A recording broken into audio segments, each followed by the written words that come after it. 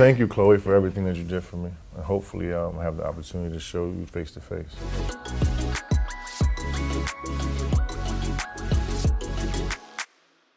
Hey everybody, I'm Madison. I'm very excited today to be here with Lamar Odom. He's won NBA championships, he's had a hit reality TV show, and now he could add the word author to his long resume. I can. Congratulations. Thank you. First of all, I'm so happy that you're here in the flesh because I remember when that incident happened in Vegas, I didn't know you personally, but I felt like I knew you. Yeah. And I felt like you were part of my family. Wow. And I really didn't even anticipate that you would get out of that. Wow. So the fact that you're here today, Yeah. it's a big testament that you're a walking miracle. Yeah, God is good. Right? God is good. With that in mind, knowing that like you have this second chance to life, do you feel like this big responsibility to do it different the second time around? Yeah, and the book was just was extremely therapeutic for me to write, and now it's just about just living right and being my best self. Yeah. Dealing with addiction, it must be really hard for you on a daily basis or maybe it's not, you could tell me how it is, to get out of bed and to be able to make that decision, that's the right decision. Yeah, but you know, once you start making that decision, then there's no turning back. And that's the decision that I'm making now and going to continue to make for the rest of my life. For anybody watching out there that's dealing with addiction and seeing your story and how you came out of it, your book is called From Darkness to Light. Yeah. If someone can't see that light at the end of the tunnel, what would you tell them? Well, there is light at the end of the tunnel because life is worth living.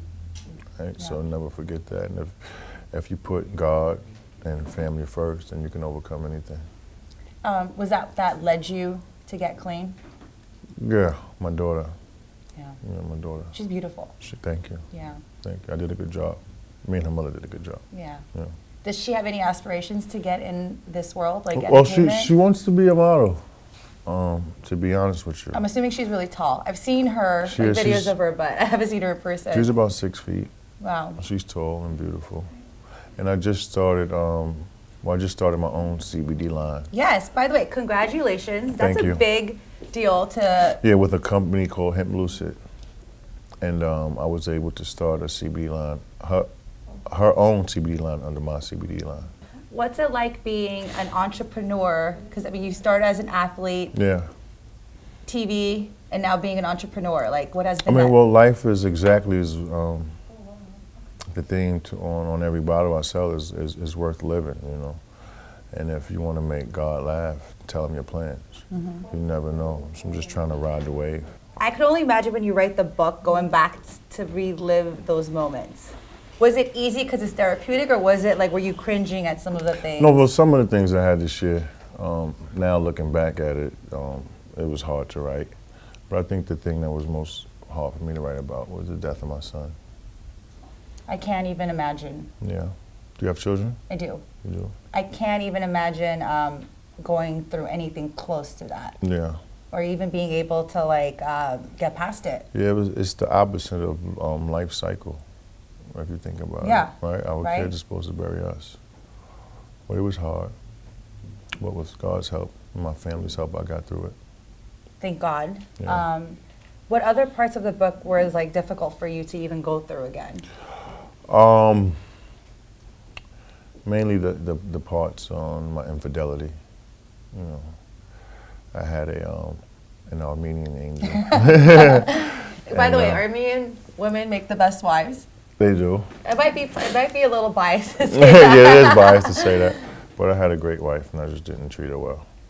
Have you had the opportunity to apologize to her after all that went down, and did you have that opportunity to like speak to her face to face? No, I mean, I definitely didn't even have the opportunity to tell her how thankful I was for her wiping my ass. Yeah, because she's the one who took care of you. Yeah, when I came up out of the coma. And, you know, I didn't ever get the opportunity. I feel like sometimes it's hard to talk to the people you love most about how you really feel. Well, yeah, especially where I was at that stage of my life, it was hard for me to express any kind of empathy. You know, so Yeah. I missed out. Hopefully I can make it up. Well, if you could say something to her now, I mean, you never know, she might be watching. Thank you, Khloé, for everything that you did for me. And hopefully I have the opportunity to show you face to face. Wow. Those are some powerful words. Yeah, they're the truth.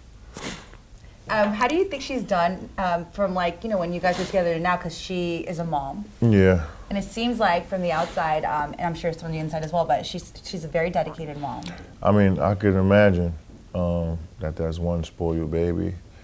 Because I was a grown-ass man and she spoiled me with everything I ever wanted, everything I ever needed. So I can imagine that she's a good mom. Yeah. Yeah. She got practice with you. Yeah, I was her practice early.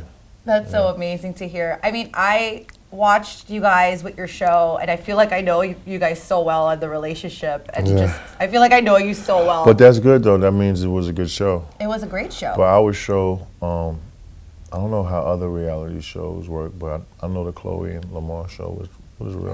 Yeah. No, it was amazing. Like seeing you guys get married on TV. Yeah. You don't. That's why it was so easy to do.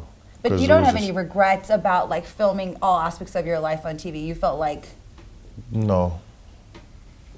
No. Besides having children of my own, that was the most important and exciting time of my adult life. Wow. Yeah. It was fun watching. As a fan, I loved watching that show. And I was playing the best basketball in my career. You talked about Kobe Bryant in the book. Has Kobe reached out to you since you wrote the book? No.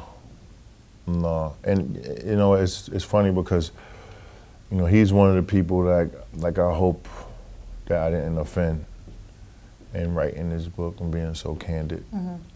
Because you talked about how he was like a father figure to you. Yeah, he rubbed out for me. His greatness definitely rubbed off on me. He taught me how to be selfish in a healthy way. And I think the year that I won 6th Man of the Year, I was shooting the Khloé and Lamar show during that year, and I was able to win 6th Man of the Year. So it took an immense amount of concentration and dedication. He taught me so many lessons when he didn't even know he was teaching. You know, like 10 in the morning, just about being the first one there, first lifting weights, little things. The book, you've been talking about it, doing press last week. You know, our staff here, they've bought your book. They've been reading it. What's the reception you're getting from everybody? Everyone seems to like it. And it's kind of crazy just like watching things like this just take off. They have legs of their own.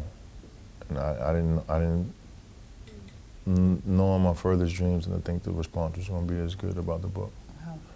But it's just my life, so I never thought my life would be like a book or a movie or anything like that. I mean, you've had a lifetime that like most people will never see. Like the life that you've lived. You've gone through so many triumphs. You've gone through so much hardship. I mean, like the regular person doesn't deal with the stuff that you've dealt with. Yeah. You've had an extraordinary life. Hopefully they can buy it and read about it. Yeah, and be buy the book, inspired by it. Read it and be inspired by it. I think it's going to lift a lot of people up, especially people who are going through addiction. Because we were talking about this before the interview. I do know people who are functioning addicts that you would never tell that they're on a substance. But they are. There's a lot of people out there that are good liars. What would you tell them? Stop lying. Go get help. Put God first. What's that first step you do as an addict to come to that point where you're like, I'm stopping now? You gotta admit it.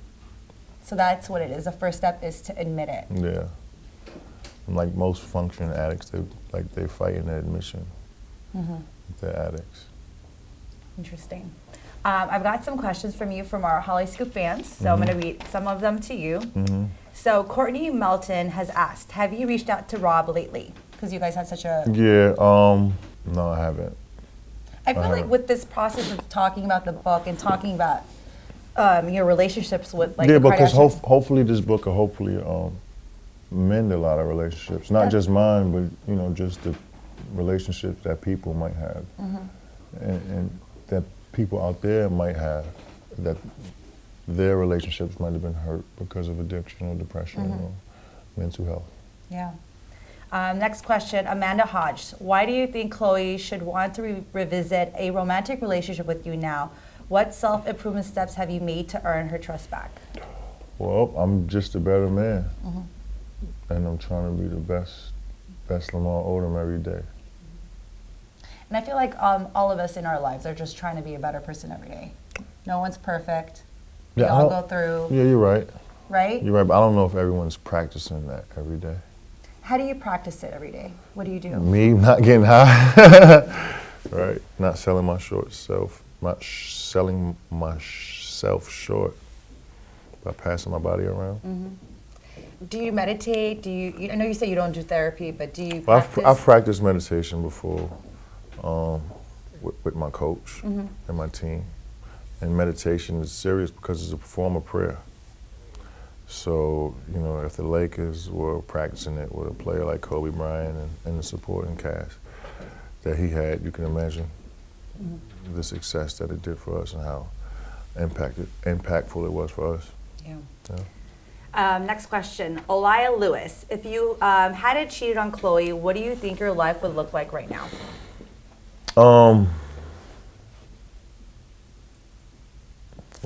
Romantically, I'll be in a lot happier place. Be satisfied. But I feel like you have to go through all that to be where you're at today to realize what you had that you lost, right? Because sometimes Sometimes you don't appreciate what you have. till it's gone, Right. right? Yeah. So true. And I'm appreciative like a motherfucker now, I guess. Do you watch the Keeping Up with the Kardashians show now? Do you like?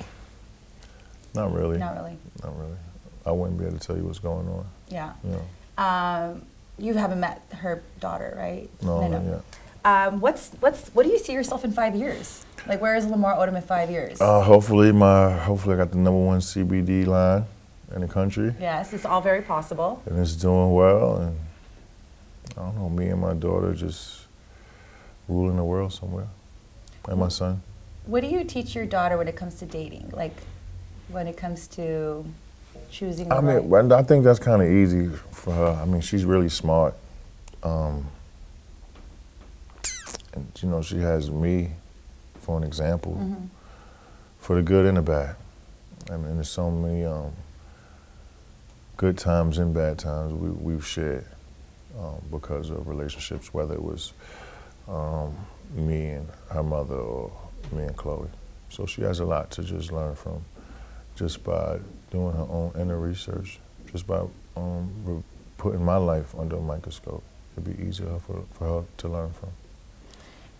When it comes to, I know you said you want to play more basketball. Do you ever see yourself like coaching for a team like the Lakers or Clippers? Yeah, maybe. If the opportunity presented itself, I think I could be a good coach. Was that even an option in your head that has, like, would you even pursue that? Because I feel like it'd be nice to see you back. Yeah, I mean, I know that coaching takes dedication, so you know, if I can, you know, dedicate myself to it and want it, usually I get what I want. Yeah, Yeah. you're. I mean, like, you probably were in the hospital bed, like, I'm coming back alive. And you came out alive. I think that's just such an insane story. Yeah. Like, looking back to that, I honestly, as a fan, watching it on the news, I did not anticipate the results to be as it is right now. So I'm so happy that you're here alive, Well, thank healthy, you. and doing well. This book, you guys, make sure to get it, Darkness to Light. Anything out there you want to say about the book that hasn't really been said that you would want to say to your fans out there who are listening? Because there's a lot of people who are rooting for you. Yeah, I'm probably going to save that for part 2 of the book, Oh, so there's a part 2 coming. maybe. Would you want it to be turned into a movie? I mean, we are in Hollywood. My life? Yeah, the book being turned into a movie. Yeah. Who would play you? Leon. Okay. All right, you guys. I'm sure someone's watching that makes movies or like, make sure to check out his book, part 2 in the works, and maybe a movie. Who knows?